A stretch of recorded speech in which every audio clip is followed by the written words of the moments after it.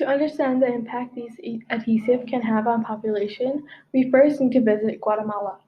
Guatemala has the sixth highest rate of chronic malnutrition in the world, at 47%, reaching close to 70 in regions that are mostly indigenous.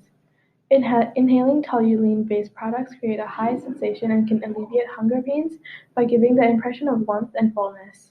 Some companies have attempted to reduce the desirability of their adhesive products by either removing the toxins completely and creating water-based adhesives, or, in the case of one company that makes glue for model airplanes, adding mustard oil.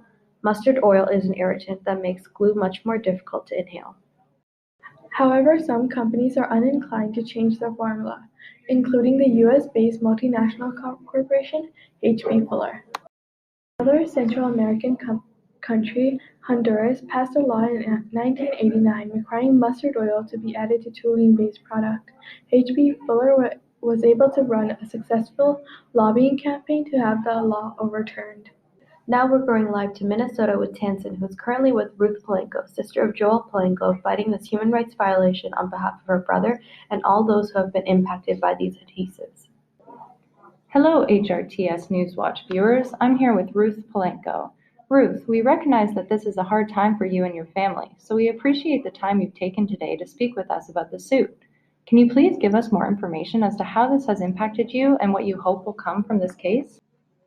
My 16-year-old brother, Joel Linares Polanco, died of kidney failure in January of 1993.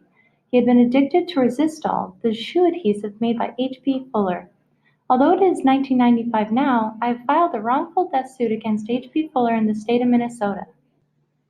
It's more than just my brother dying. It's the fact that corporations are not being held accountable for their actions, and that so many innocents are suffering for the profits of these greedy corporations.